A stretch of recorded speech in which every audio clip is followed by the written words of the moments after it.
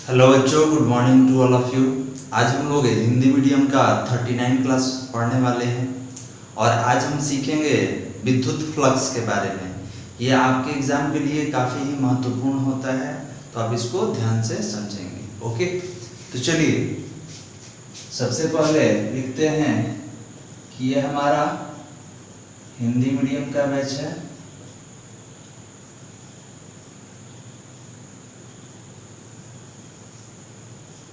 ये हिंदी मीडियम का बैच है और ये क्लास 39 है। ओके,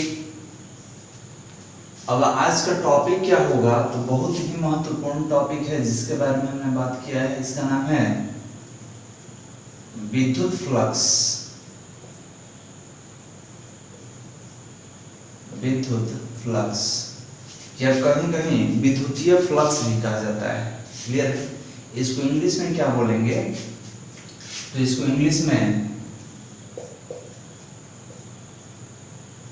इलेक्ट्रिक फ्लक्स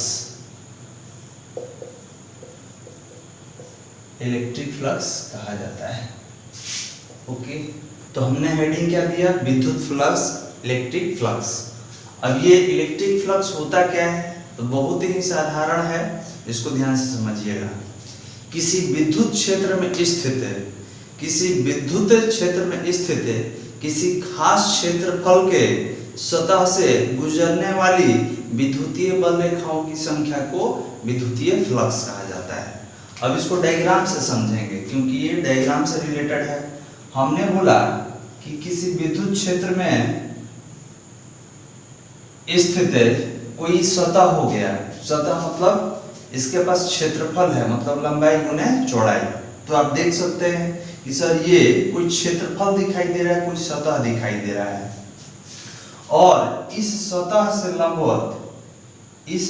के लंबवत गुजरने वाली विद्युतीय बल रेखाओं की संख्या को विद्युतीय फ्लक्स कहा जाता है। हम बोल दिए कि ये क्या है भाई, सतह है, सरफेस है। सतह को इंग्लिश में क्या बोलते हैं, सरफेस बोलते हैं। क्लियर है? तो हमने क्या बोला कि किसी विद्युत क्षेत्र में स्थित किसी सतह से गुजरने वाली विद्युतीय बल रेखाओं की संख्या को विद्युतीय फ्लक्स कहा जाता है। तो फ्लक्स क्या है, तो फ्लक्स एक प्रकार का संख्या है। फिर से ध्यान दीजिएगा, हम बार बार ये बोल रहे हैं कि किसी विद्युत क्षेत्र में स्थित किसी सतह के लंबवत गुजरने वाली विद्युतीय बल रेखाओं की संख्या को विद्युतीय फ्लक्स कहा जाता है। तो फ्लक्स क्या है, संख्या है। किसका संख्या है, तो विद्युतीय बल रेखा का संख्या है।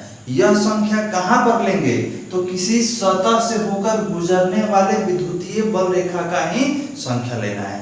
मतलब अगर ये सतह नहीं है तो विद्युतीय बल रेखा को हम विद्युतीय फ्लक्स नहीं कहेंगे। हम किसको कहेंगे, जो इस खास सतह से होकर गुजर रहा है विद्युतीय बल रेखा, उस पूरे विद्युतीय बल रेखा को हम क्या बोलेंगे, विद्युतीय फ्लक्स कहा जाता है। अब सवाल ये है कि सर इसको सूचित कैसे करते हैं, तो विद्युतीय फ्लक्स, तो सबसे पहले तो फ्लक्स को हम लोग फाई इसको क्या बोलते हैं जी, तो इसको देखिए, इसको हम लोग फाई बोलते हैं, फाई, इसको फाई कहा जाता है। अब सवाल यह है कि सर विद्युत फ्लक्स आप बोले और फाई लिख दिए, तो फाई मतलब केवल फ्लक्स होता है, और यहाँ पर ई लिख दीजिएगा, तो इसको इलेक्ट्रिक फ्लक्स बोलते हैं, विद्युत फ्लक्स या विद्युतीय फ्लक्स। तो सर इसके बाद भी कुछ होता है क्या, तो बिल्कुल, जैसे ही करंट खत्म होगा तो इसके बाद मैग्नेटिज्म चलता है। तो वह एक बार और आपको पढ़ने के लिए मिलेगा चुंबकीय फ्लक्स। तो जब चुंबकीय फ्लक्स होता है तो यहाँ पर बी आ जाता है, ठीक है, ये कोई एम भी लिखते हैं। तो फ्लक्स भी दो प्रकार का होगा, एक विद्युतीय में, एक चुंबकीय में। तो जब विद्युतीय पढ़ना होगा तो यहाँ पर ई देंगे क्योंकि इससे इलेक्ट्रिक होता है। तो ये तो समझ में आ गया कि सर विद्युतीय फ्लक्स क्या है। तो हमने बोला कि किसी खास सतह से सतह के लंबवत गुजरने वाली विद्युतीय बल रेखाओं की संख्या को विद्युतीय फ्लक्स कहा जाता है। मतलब कि ये जो विद्युतीय बल रेखा है ये हमेशा सतह के साथ जुड़ा रहेगा। मतलब सब विद्युतीय बल रेखा को हम विद्युतीय फ्लक्स नहीं बोलेंगे। किसको बोलेंगे? तो जो विद्युत क्षेत्र में स्थित किसी सतह से, किसी खास सतह से गुजरने वाली विद्युतीय बल रेखाओं की संख्या को विद्युतीय फ्लक्स कहेंगे। ओके, तो अब सवाल ये है कि सर इसको किसी उदाहरण से समझा जाए। तो हमने बोला, देखिए हमने बोला कि मेरे पास की सतह हो गया, बहुत सारा चीज यहीं पर समझ लेंगे। हमने बोला कि सतह हो गया। एक चीज और आपको बता दें, अगर कोई पूछेगा कि सतह का डायरेक्शन बताइए, ध्यान देंगे तो सतह का डायरेक्शन होता है बालक, सतह का डायरेक्शन कहाँ होता है, तो सतह पे लंबवत। तो मान लिए कि ये मेरा सतह है, ठीक है, और इस पे डायरेक्शन पूछे तो आप बोलेंगे कि ये हमारा डायरेक्शन हो गया। अगर इस सतह है तो सतह का डायरेक्शन इधर हो गया। अगर ऐसे सतह रहेगा तो सतह का डायरेक्शन ऐसे, अगर हमारे तरफ सतह रहेगा ऐसे रहेगा तो सतह का डायरेक्शन ऐसे। तो हमेशा ध्यान दें कि कोई भी सतह लीजिएगा तो सतह का जो डायरेक्शन होता है इस पर लंबवत होता है, यही इसका डायरेक्शन है ऊपर की ओर। अगर ये सतह लेंगे, कहा जाएगा कि ये सतह, तो इसका दिशा कहाँ होगा, तो बाहर की ओर होगा। अगर ये सतह है तो इसका दिशा कहाँ होगा, ऊपर। तो हमेशा ध्यान देंगे कि कोई भी अगर सतह है तो सतह का दिशा हमेशा उस पर लंबवत ही होता है। ओके, अभी हमारे पास ये व्हाइट बोर्ड है, इस पर पूछा जाएगा कि इसका डायरेक्शन बताइए, तो इस पर लंबवत। हमेशा याद रखेंगे कि सतह पे लंबवत। उदाहरण के तौर पे लेते हैं, हमने बोला कि मेरे पास कोई सतह हो गया, क्षेत्र हो गया, और इस क्षेत्र से गुजरने वाली विद्युत बल रेखाओं की संख्या को आपने फ्लक्स का नाम दिया। तो ये बताइए कि सतह है और कोई इससे कोई विद्युत बल रेखा गया ही नहीं है, तो क्या फ्लक्स बोलेंगे, नहीं बोलेंगे। या हमने बोला कि हम कल्पना करते हैं कि यहाँ सतह कोई होता और यहाँ से विद्युतीय बल रेखा गया, तो विद्युतीय बल रेखा गया और यहाँ पे अगर सतह नहीं है, सतह होता तो फ्लक्स बोलते, अगर सतह नहीं है और विद्युतीय बल रेखा यहाँ से जा रहा है, तो क्या विद्युतीय बल रेखा की संख्या को फ्लक्स कहेंगे, बिल्कुल नहीं। फ्लक्स का नाम कब दिया जाएगा, जब वह किसी खास क्षेत्रफल से, खास सतह से होकर गुजरेगा तब। ओके, अब आप उदाहरण के तौर पे समझ सकते हैं, एक एग्जांपल लेते हैं, हम समझ लेंगे। एग्जांपल क्या है, तो हमने बोला कि मान लीजिए कि कोई खिड़की है और उस खिड़की से अंदर की ओर, आपके घर के अंदर की ओर हवा आ रहा है। तो हमने बोला कि खिड़की जो है वो रेक्टेंगुलर किस शेप में होता है, कोई भी शेप में होता है। तो हमने बोला कि खिड़की है और इससे होके हवा आपके घर में आ रहा है। तो हमने क्या बोला कि खिड़की को क्षेत्रफल मान लीजिए, सतह मान लीजिए, ये खिड़की को क्या मान लेंगे, सतह मान लेंगे, और जो हवा है, जो एयर है, हमने उसको बोला कि उसको विद्युत बल रेखा मान लीजिए। क्लियर है। और इस खिड़की से जितना हवा आएगा उस हवा की मात्रा को विद्युत बल रेखा कहें, विद्युत फ्लक्स कहेंगे। क्लियर है। फिर से एक बार रिमाइंड कीजिएगा, हमने बोला कि आपके घर में खिड़की है, खिड़की को एक सतह मान लीजिए और उस खिड़की से हवा आ रहा है, तो उस हवा को हमने क्या नाम दे दिया, विद्युत बल रेखा। क्लियर है। तो आपके उस खिड़की से जितना मात्रा में हवा आया उसी हवा के मात्रा को विद्युत फ्लक्स का हमने नाम दिया।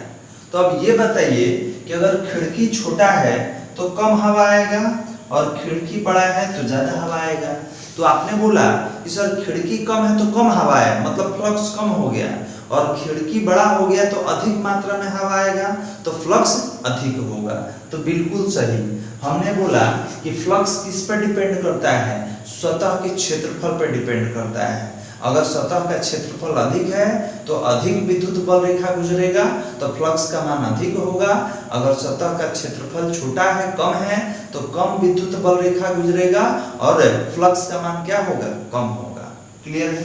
तो आप समझ चुके होंगे कि सर विद्युत फ्लक्स क्या है, तो किसी खास क्षेत्रफल से, किसी खास सतह से गुजरने वाले विद्युत बल रेखाओं की संख्या को विद्युतीय फ्लक्स या विद्युत फ्लक्स कहा जाता है। कैसे सूचित करेंगे, तो फाई ई से सूचित किया जाता है। चलिए अब इसको सबसे पहले डिफाइन कर लेते हैं बालक। डिफाइन करेंगे, डायग्राम बनाएंगे और तब आगे बढ़ेंगे। तो ये विद्युतीय फ्लक्स की तरह ही बिल्कुल चुंबकीय फ्लक्स भी होता है, तो ध्यान से हमको समझना है। क्या लिखे जी? तो हमने बोला किसी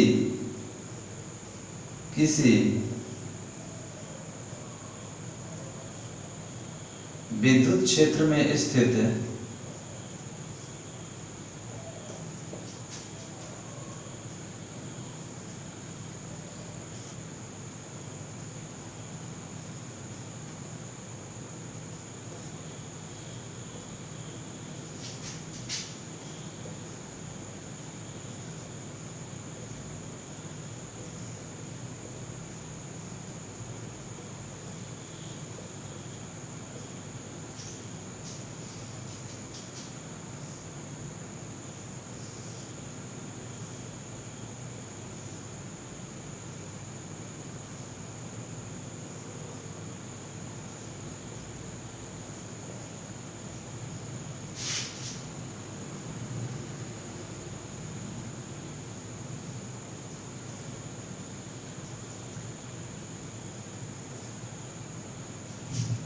चलिए इसको समझते हैं एक बार। हमने क्या लिखा?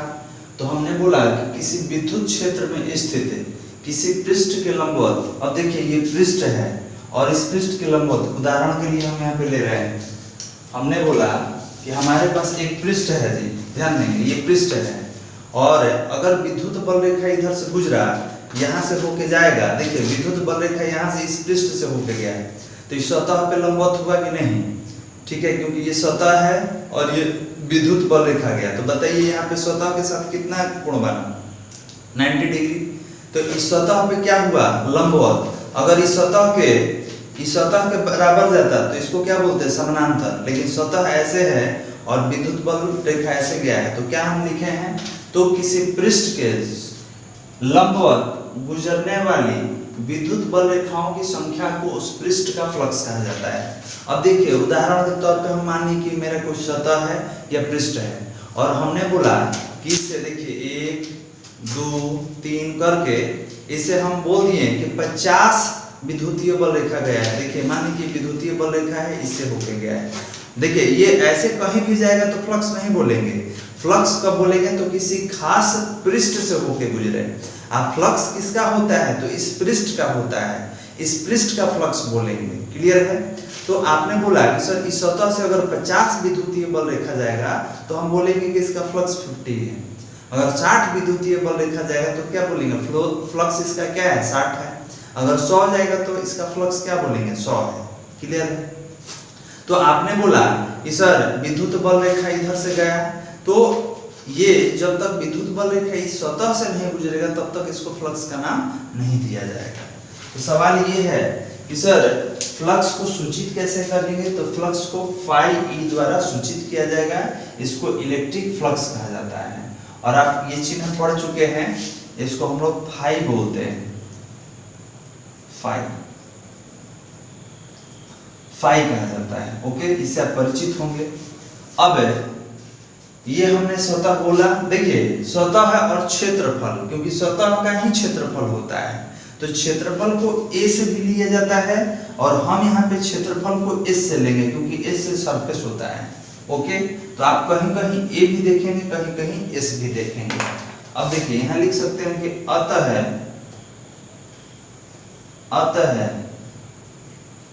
विद्युत फ्लक्स है, अतः विद्युत फ्लक्स है फाई ई बराबर कितना होता है जी? तो होता है विद्युत क्षेत्र की तीव्रता, विद्युत क्षेत्र की तीव्रता का परिमाण गुने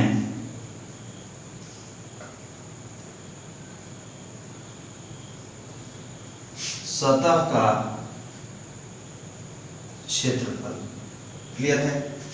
तो ये हो गया फाई ई कितना हो गया? तो विद्युत क्षेत्र की तीव्रता ई से सूचित करते हैं और डॉट दे दीजिए, और सतह का क्षेत्रफल एस, कोई ए भी लिखते हैं, मतलब एस जो हम लिए हैं, कोई ए के ऊपर तीर, मतलब एस के जगह ए भी लेते हैं, तो आप एस लीजिए, ए लीजिए, कोई भी दिक्कत नहीं है, कोई परेशानी नहीं है।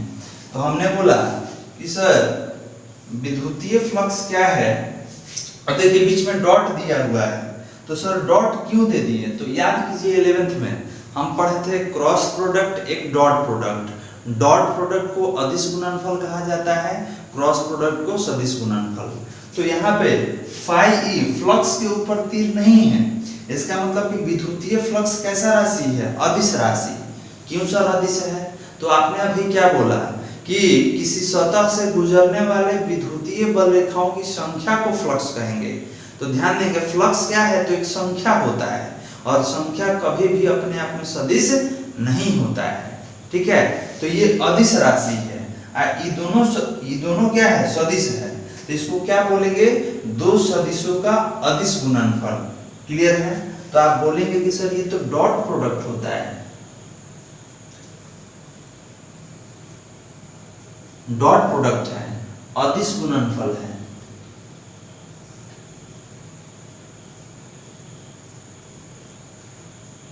अदिश गुणनफल। अब यहाँ पे एक और परिभाषा मिल गया जी, ये तो परिभाषा हो गया हमारा बेहतर है। एक और परिभाषा इससे मिल गया कि सर विद्युतीय फ्लक्स क्या है? तो आप बोलेंगे विद्युतीय फ्लक्स है विद्युतीय क्षेत्र की तीव्रता का परिमाण और सतह के क्षेत्रफल का अदिश गुणनफल है। समीकरण, इसको समीकरण का नाम दे देंगे। इसको समीकरण कितना दे दिया जाएगा? 1 दे दिया जाएगा, और यहाँ से एक और हम लोग फॉर्मूला डिराइव कर लेंगे। क्लियर है? तो हमने बोला कि इसको आप समीकरण कितना दे दीजिए? 1। ओके। अब ये बताइए कि डॉट प्रोडक्ट हम लोग कैसे पढ़े थे? तो हमने पढ़ा था कि डॉट प्रोडक्ट टूटता है ए बी कॉस थीटा में, और क्रॉस प्रोडक्ट टूटता है ए क्रॉस बी किस में टूटेगा? तो ए बी साइन थीटा में। तो आपका काम क्या होगा कि ये हेडिंग देंगे, यहाँ से यहाँ तक डिफाइन करेंगे, ये डायग्राम बनाएंगे, और यहाँ से यहाँ तक लिखना है। इसके बाद हम आगे कंटिन्यू करेंगे। ओके, सो राइट डाउन। चलिए लिखिए बालक, हटाया जाए। तो याद रखना है कि फ्लक्स क्या है? तो फ्लक्स विद्युतीय बल रेखाओं का संख्या है। और फ्लक्स कब हम कंसीडर करते हैं? जब किसी क्षेत्र से होकर गुजरता है तब। ऐसे हम किसी को फ्लक्स नहीं बोलेंगे, ऐसे कहीं भी किसी भी बल रेखा को फ्लक्स नहीं बोलेंगे।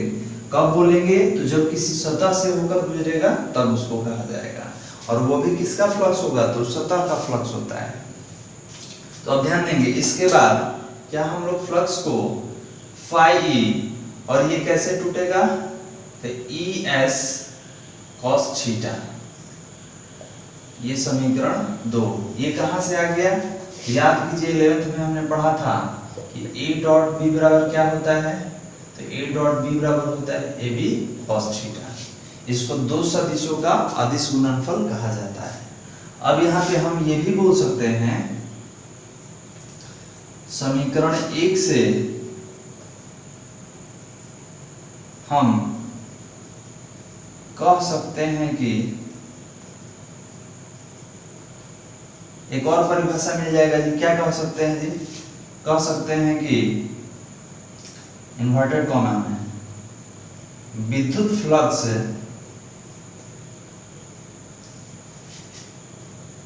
विद्युत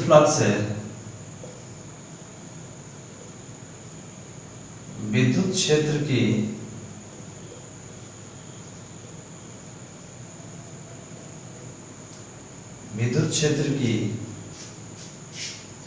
तीव्रता का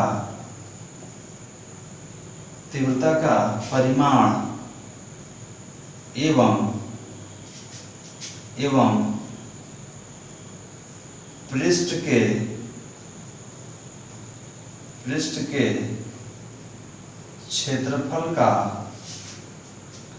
एवं पृष्ठ के क्षेत्रफल का अदिश गुणनफल है। पृष्ठ के क्षेत्रफल का अदिश गुणनफल है। तो देखिए इन्वर्टेड कॉमा बंद, एक ये भी हमारा परिभाषा हो गया। ठीक है, तो ये कहाँ से आया? तो हमारा फार्मूला से हमने इसको डिफाइन किया, और पहले वाला क्या है? तो उसका फिजिकल डेफिनेशन है। तो विद्युत फ्लक्स क्या है? तो विद्युत क्षेत्र की तीव्रता का परिमाण एवं पृष्ठ के क्षेत्रफल का अदिश गुणनफल है। ओके, तो ये हो गया। अब समीकरण 1 और 2 क्या है जी, विद्युतीय फ्लक्स का आवश्यक व्यंजक, ये फॉर्मूला है, ये दोनों याद रखेंगे। तो आप यहाँ तक कर ले, उसके बाद हम क्या लिखेंगे, इसका SI मात्रक और विमीय सूत्र। ओके, तो ये डायग्राम हटा दिया जाए।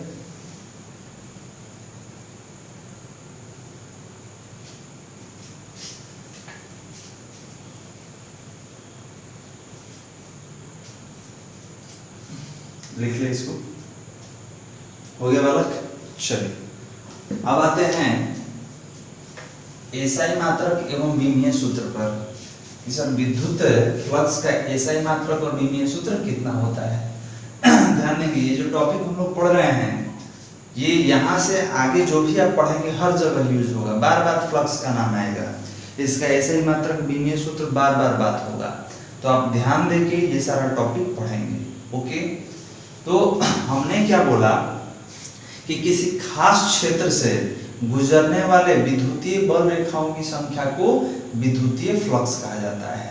तो फ्लक्स क्या है, एक प्रकार का संख्या है, और संख्या कभी भी अपने आप में सदिश नहीं होता, ये क्या है, अदिश राशि है। तो अगर कोई पूछे कि विद्युतीय फ्लक्स क्यों अदिश राशि है, तो इसको आपको एक्सप्लेन करना होगा कि sir electric flux is a quantity, it is the amount of electric field lines. यह विद्युतीय बल रेखाओं का संख्या है, अतः संख्या क्या होता है, अपने आप में अदिश होता है। और फ्लक्स किसका निकालते हैं, तो उस क्षेत्र का निकालते हैं जहां से विद्युतीय बल रेखा गुजरता है। फ्लक्स किसका होगा, तो उस एरिया का, उस सतह का होगा। ओके, अब आते हैं SI मात्रक एवं विमीय सूत्र पर। विद्युत फ्लक्स का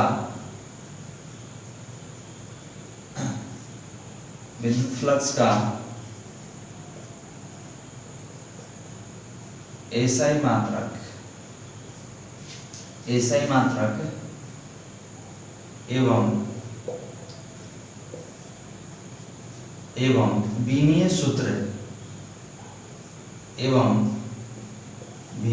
सूत्र डायमेंशनल फॉर्मूला। अब एक एक करके बात करेंगे जी। हमने बोला कि सबसे पहले SI मात्रक निकाल लेते हैं। फॉर्मूला क्या है, तो आपने बोला कि फ्लक्स फाई E बराबर E डॉट S ले लीजिए, या E S cos थीटा ले लीजिए, ये है ना जी। तो अब ये बताया जाए कि फाई बराबर, ये विद्युत क्षेत्र का तीव्रता है, इसका मात्रक कितना पढ़े थे, तो हमने पढ़ा था कि सर न्यूटन पर कूलम्ब होता है, और इस सतह का क्षेत्रफल, S मतलब सतह, और सतह के पास क्या होता है, क्षेत्रफल। तो क्षेत्रफल का क्या होगा जी, आपने बोला कि सर क्षेत्रफल में लंबाई गुने चौड़ाई होता है, तो इसको मीटर स्क्वायर कह दें, तो ये बताइए कितना हो गया, newton coulomb inverse 1 metre square लिख सकते हैं जी। इसको क्या लिख सकते हैं, newton coulomb inverse 1 metre square. ये इसको और सजा के लिखना है तो क्या बोलिए, newton metre square coulomb inverse 1, ये बेहतर होता है, माइनस वाला एक तरफ रख लिए। इसका एक और होता है जी, इसको वोल्ट मीटर भी बोलते हैं। क्या बोलेंगे, वोल्ट मीटर कहेंगे, या इसको जूल मीटर कूलम्ब इनवर्स 1 भी कहा जाता है। तो देखिए तीन यहाँ पर डिफिनीशन हो, तीन हमको मात्रक मिल गया। कौन कौन सा मात्रक है, तो पहला है हमारा newton metre square coulomb inverse 1, दूसरा है वोल्ट मीटर, ये माइनस नहीं है बालक, ये डैश है, तो वोल्ट मीटर, और तीसरा है जूल मीटर कूलम्ब इनवर्स 1। तो ये आपको याद रखना होगा। अब ये वोल्ट मीटर कैसे है, तो आपको लाइव क्लास में समझा चुके हैं कि वोल्ट अभी पढ़ाया नहीं गया है, ये विभव से निकल के आया है, वर्क डन बाय चार्ज होता है, वहां से निकल के आया है। तो ये तीनों इसका मात्रक है, इसको याद रखेंगे। सबसे ज्यादा यूज होने वाला मात्रक कौन सा है, तो सबसे ज्यादा newton metre square coulomb inverse 1 और वोल्ट मीटर यूज होता है। और आपसे एग्जाम में पूछा जाता है कि निम्न में से बताएं कौन सा मात्रक नहीं है, 1 2 3 देगा और चौथा और कोई ऐड कर देगा। तो याद रखना है कि ये सारा मात्रक किसका होता है, विद्युत फ्लक्स या विद्युतीय फ्लक्स का। अब आते हैं बीमीय सूत्र पर कि सर इसका बीमीय सूत्र क्या है। तो देखा जाए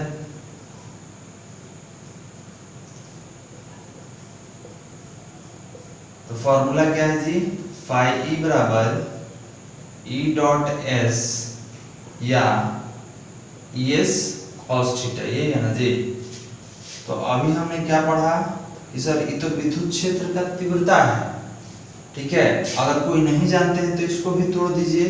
इसको क्या बोलते हैं, फोर्स पर यूनिट चार्ज, मतलब प्रति इकाई आवेश पर लगने वाले बल को विद्युत क्षेत्र की तीव्रता कहा जाता है। और इस सतह है जी, सतह का क्षेत्रफल, तो क्षेत्रफल में क्या होता है, लंबाई गुने चौड़ाई, यही ना होता है जी, लंबाई गुने चौड़ाई। तो ये बताइए कि बल का विमीय सूत्र कितना होता है, तो mLT इनवर्स 2, आवेश का कितना होता है AT, और लंबाई का बीमा L, चौड़ाई के बीमा L। तो ये टोटल कितना हो गया, फाई बराबर, तो m, 2L यहाँ पर है, एक यहाँ पर है, तो L क्यूब, और T देखिए -2 पर है, ये नीचे से प्लस वाला ऊपर जाएगा तो ये भी क्या हो जाएगा, -1, एक बढ़ जाएगा, तो ये हो गया T इनवर्स 3 A इनवर्स 1। अब ध्यान से देखेंगे कैसे किया गया है। तो E को हमने तोड़ दिया, अगर जिनको जानकारी नहीं होगा, जो नहीं पढ़े हैं, तो E क्या होता है, तो F/Q होता है, प्रति इकाई आवेश पर लगने वाले बल को विद्युत क्षेत्र का तीव्रता कहा जाता है। बल का विमीय सूत्र mLT इनवर्स 2, आवेश का AT पावर 1 हमेशा सबका होता है, और लंबाई, क्षेत्रफल को किस में तोड़ दिए, लंबाई गुने चौड़ाई, तो लंबाई का बीमा L, चौड़ाई का बीमा L। अब देखिए m, 2L यहाँ पर, स्क्वायर यहाँ पर, और एक ही क्यूब हो जाएगा, और T इनवर्स 2 है, ये नीचे से ऊपर जाएगा तो एक और बढ़ जाएगा T इनवर्स 3, और A नीचे से ऊपर जाएगा तो A इनवर्स 1। तो that is the dimensional formula of electric flux, कितना होगा, mLQ T inverse 3 A inverse 1। Okay, तो राइट डाउन। ऐसे ही मात्र विमीय सूत्र हमेशा याद रखेंगे, हमेशा आपसे एग्जाम वगैरह में पूछा जाता है। ओके, चलिए लिख लिया बालक, हटाया जाए। तो बहुत ही आसान, बहुत ही सरल, और आपके एग्जाम में पूछा जाने वाला ये टॉपिक है, और काफी ही महत्वपूर्ण है, तो इसको याद रखेंगे। विद्युत फ्लक्स आपके एग्जाम के लिए बहुत ही महत्वपूर्ण है, बार बार इस बात पे जोर दिया जा रहा है। चलिए अब आपका टेस्ट लेते हैं एक नोट से, नोट 1। क्या टेस्टिंग है जी, तो हमने बोला कि एक प्लस आवेश है, और इस प्लस आवेश से बहुत सारा बल रेखा निकल रहा है, ठीक है। एक इधर गया, इधर गया, इधर गया, देखिए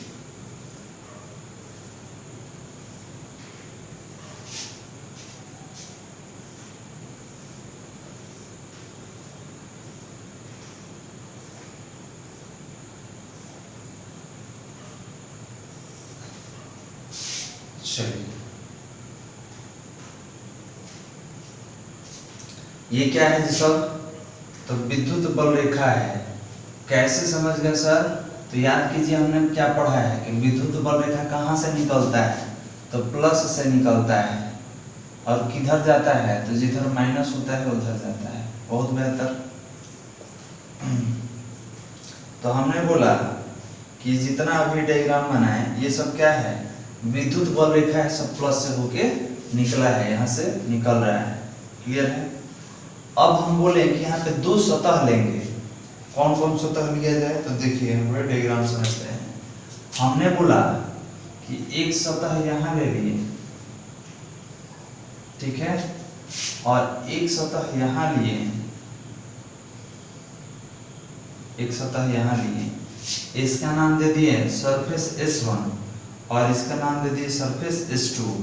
आपको बताना है कि दोनों सतह में फ्लक्स कहाँ का अधिक है, सतह 1 का फ्लक्स अधिक है कि सतह 2 का फ्लक्स अधिक है। देखिए यहाँ पर हम क्या लिखेंगे, सतह 1, और यहाँ पर लिखेंगे सतह 2, ठीक है। तो आपको बताना होगा कि कि सतह 1 का फ्लक्स अधिक है कि सतह 2 का फ्लक्स अधिक है। तो देखिए अधिक के लिए एरो ऊपर होता है और कम के लिए एरो नीचे। आप खुद सोच के बताइए कि सतह 1 पहला सरफेस और दूसरा सरफेस दोनों में फ्लक्स कहाँ का अधिक है। तो सबसे पहले दिमाग में ये आना चाहिए कि सर फ्लक्स किसको बोलते हैं, तो विद्युत बल रेखाओं की संख्या को।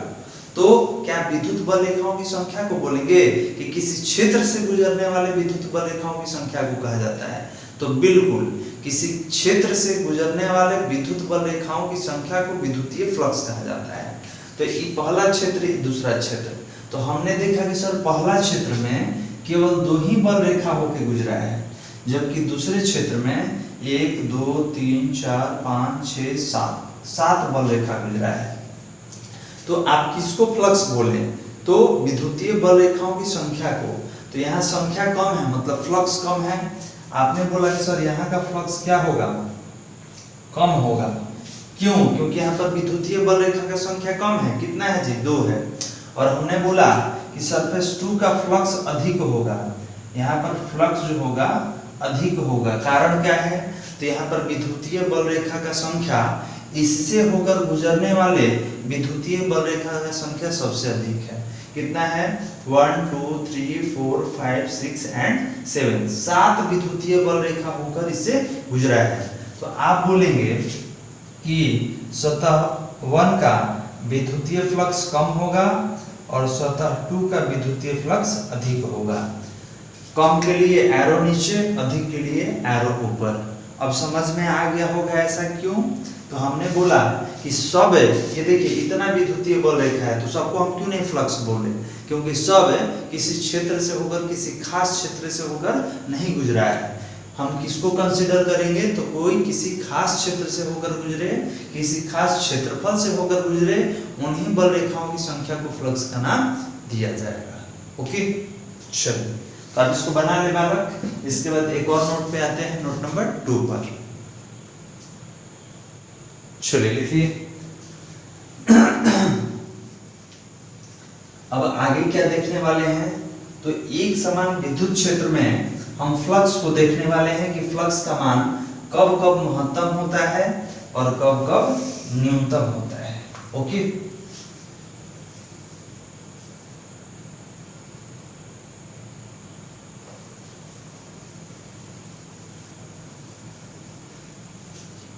चलिए तो नोट नंबर 2 में आते हैं।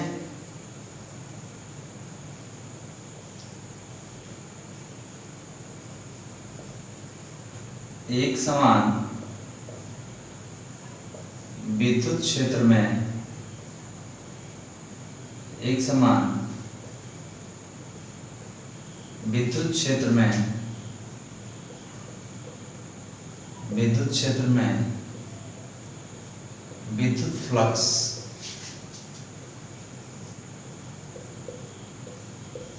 एक समान विद्युत क्षेत्र में विद्युत फ्लक्स। अब ये क्या है, तो इसको एक डायग्राम के माध्यम से समझना होगा। डायग्राम बहुत ही सावधानी से बनाना होगा आपको। हमने बोला कि मेरे पास एक समान विद्युत क्षेत्र है जी,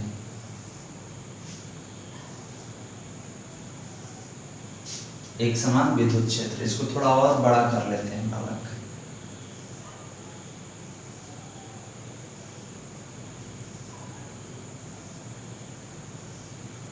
क्लियर,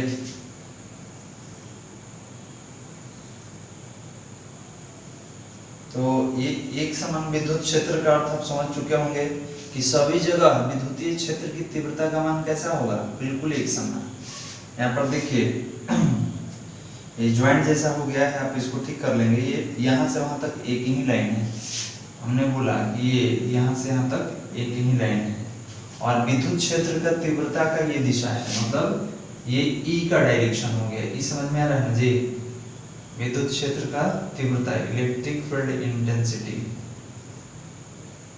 क्लियर है, ये ई का डायरेक्शन हो गया और ये चेंज नहीं होगा। आप 1 लिखिए या 10 लिखिए, एक ही बात है। तो हम इतना क्यों लिखेंगे, हम एक ही 2 लिख कर नहीं छोड़ देंगे। ठीक है सर, ई मतलब तीव्रता होता है और सबका तीव्रता कितना है, ई है। तब हमने बोला कि इस क्षेत्र में हमें कुछ सतह को लेने वाले हैं और इसमें फ्लक्स कंसीडर करेंगे। अब एक उदाहरण दे रहे हैं, हमने बोला कि यहाँ पर एक पंखा चालू कर दीजिए, फैन चालू कर दीजिए। तो ये बताइए कि आपने यहाँ पर फैन तो चालू कर दिया, तो ये फैन से क्या हो रहा है जी? तो इस फैन से हवा जा रहा है। हमने बोला कि यहाँ पर फैन चालू कर दिया गया है, तो फैन चालू कर दिया गया तो ये पंखा क्या करेगा? हवा देगा। तो आपने बोला कि सर ये जितना हवा है, ठीक है, हवा की दिशा को विद्युत क्षेत्र का दिशा मानिए। हमने बोला कि यहाँ पे एक पंखा चला दिए तो पंखा का हवा इधर जाएगा, तो हमने बोला कि जो हवा का डायरेक्शन है उसको विद्युत क्षेत्र का डायरेक्शन मानिए और इस डायरेक्शन में क्या करेंगे? एक सतह को लाकर देखेंगे, ठीक है। तो हमने बोला सतह कहाँ है मेरे पास? हमारे पास ये सतह हो गया। तो हमने बोला कि हमारे पास एक सतह होना चाहिए। अब देखिए यहाँ पर हम क्या बोले कि पंखा ले लीजिए और पंखा हवा देगा, तो हमने हवा को विद्युतीय बल रेखा का नाम दे दिया। हमने क्या बोला कि हवा को विद्युतीय बल रेखा का नाम दे दीजिए और ये विद्युतीय बल रेखा का दिशा हो गया। तो इस विद्युतीय बल रेखा के पास तीव्रता कितना है? E। क्लियर है? और आप पढ़ चुके हैं कि जहां पर विद्युतीय बल रेखा होता है वहीं पर विद्युत क्षेत्र होता है, जहां पर विद्युतीय बल रेखा नहीं होता है वहां पर विद्युत क्षेत्र नहीं होता है। तो ये कौन सा है? तो ये एक समान विद्युत क्षेत्र है। अब हम बोले कि यहाँ पंखा चल रहा है जी और यहाँ से हवा जा रहा है। हवा जा रहा है मतलब कौन जा रहा है? तो विद्युतीय बल रेखा जा रहा है। अब ये बताइए कि हवा का डायरेक्शन मतलब यहाँ फैन चल रहा है और इसी डायरेक्शन में यहाँ पे अगर कोई सतह रख दिया जाए तब क्या होगा? तब आप बोलेंगे सर हवा आएगा और इस पर बल लगाएगा, हवा आएगा इस पर बल लगाएगा। तो ये बताइए, हमने बोला कि एक खिड़की लाएं, ये कैसा बना दिया जाए जी? एक खोखला बना दिया जाए। कैसे खोखला बनाए? रुक जाइए, कुछ देख लीजिए।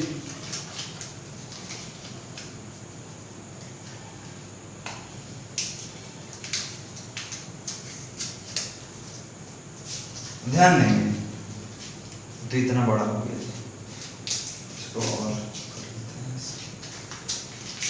देखिए, हम बोले कि खिड़की हो गई एकदम, समझिएगा। हम बोले कि पंखा चालू कर दिए हैं, जा रहा है इधर से, ये हवा को हमने क्या नाम दिए? विद्युतीय बल रेखा। अब बताइए कि कहीं से खाली खिड़की, ऐसा खिड़की ला के रख दी, तो अब बताइए कि हवा सब इससे होके गुजरेगा कि नहीं जी? तो आपने बोला कि हाँ सर, अधिक से अधिक मतलब सारा हवा इसी से होके गुजरेगा।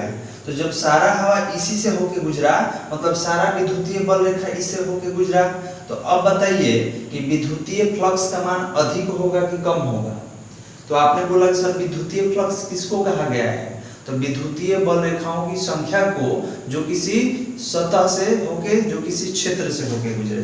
तो अब बताइए कि यहाँ से हवा चल रहा है इधर और इसी में लाके खिड़की इसे लगा दी, तो सारा हवा तो इसी से होके जाएगा ना जी। तो आपने बोला कि सर इस स्थिति में फ्लक्स का मान अधिक होगा, महत्तम होगा। क्लियर है? अब एक चीज और बता दें, इधर से होके गया तो इस सतह का डायरेक्शन कहाँ है जी? लंबवत है, ऐसे। अब हम बोले कि एक काम कीजिए, इसको थीटा कोण से ऐसे कर दीजिए। अभी तो फट चुका है, एक दूसरा पेज ले लेते हैं, ठीक है। कल्पना कीजिएगा क्योंकि साइंस जो होता है इमेजिनरी है बहुत। तो हमने बोला कि पहले ऐसे था और इसका डायरेक्शन, इस सतह है तो इसका डायरेक्शन कहाँ होगा जी? लंब होगा। फिर हमने बोला कि देखिए सतह का भी डायरेक्शन इधर ही है, ये फील्ड है ना आपका, ये खिड़की अभी जो टूटा हुआ था उसको हटा दिया हमने, तो इस सतह का डायरेक्शन कहाँ था? ऐसे। क्लियर है? तो इलेक्ट्रिक फील्ड का डायरेक्शन और सतह का डायरेक्शन दोनों एक ही दिशा में था। अब हम बोले कि काम कीजिए, दूसरे केस में इसको थोड़ा सा घुमा दीजिए, ठीक है, घुमा दीजिए। तो ये जो डायरेक्शन ऐसे था ये ऐसे ना हो जाएगा जी जब घूमेगा तो, क्योंकि ये सतह है तो इसका डायरेक्शन इस पर लंबवत, और जैसे जैसे सतह को घुमाइएगा तो इसका ये डायरेक्शन भी तो घूमता जाएगा। तो दूसरे केस में हमने बोला कि इसको थीटा कोण से घुमा दीजिए। तो अब बताइए कि ऐसे हवा ज्यादा जाएगा, इस स्थिति में ज्यादा हवा जाएगा कि ऐसे ज्यादा हवा जाएगा? तो आपने बोला कि सर ऐसे रखिएगा तो ज्यादा हवा जाएगा, थोड़ा सा घुमा दीजिएगा तो कम होगा, और ऐसे रख देंगे मतलब सतह के समानांतर तो हवा पार करेगा जी। मान लीजिए हवा ऐसे जा रहा है और अपने खिड़की को ऐसे रख दिए, तो तो कोई हवा इससे होके गुजरेगा, वो तो ऊपर से और नीचे से चला जाएगा। तो जब तक इससे कोई हवा गुजरेगा ही नहीं तो फ्लक्स बोलेंगे तो नहीं बोलेंगे। तो आपने बोला कि सर ये 90 डिग्री पर महत्तम हुआ, ठीक है, और थीटा कोण पर न्यूनतम हुआ और समानांतर रख दिए, इस तरीके से रख दिए, मतलब विद्युत बल रेखा के समानांतर रख दिए, तो क्या हो गया, विद्युत बल रेखा का संख्या 0 हो गया। तो इस सब डायरेक्शन के माध्यम से, ये डायग्राम के माध्यम से हम लोग सीखेंगे। ओके, तो चलिए यहाँ पे कंसीडर करते हैं जी।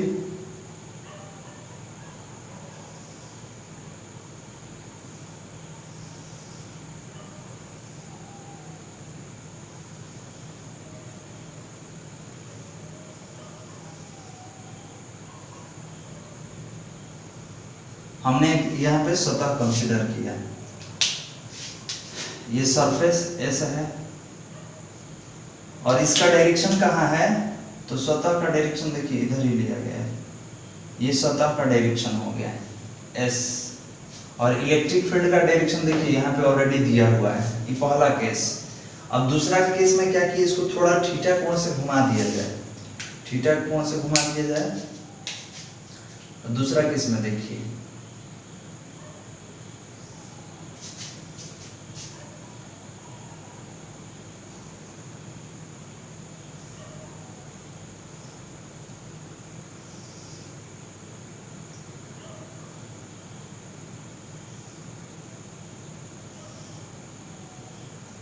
ये किसका, एस का डायरेक्शन, ये किसका, तो विद्युत बल रेखा या विद्युत क्षेत्र की तीव्रता।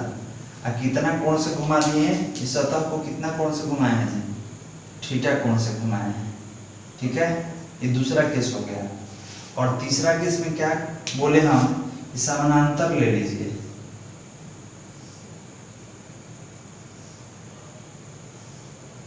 मतलब ई सतह का डायरेक्शन कहाँ, नीचे, और तीव्रता का डायरेक्शन ई रहेगा। देखिए 3 डायग्राम है मेरे पास, पहला, दूसरा और तीसरा। तो पहला केस में, अब देखिए तीसरा केस में क्या हुआ जी, ई और एस के बीच थीटा कितना हुआ, तो 90 डिग्री। यहाँ पर ई और एस के बीच थीटा कितना हुआ, तो थीटा हो गया। और यहाँ पर विद्युत क्षेत्र का तीव्रता का दिशा यही है, मतलब ई का दिशा यही है और एस का दिशा यही है। तो इस स्थिति में थीटा कितना होगा, 0 डिग्री।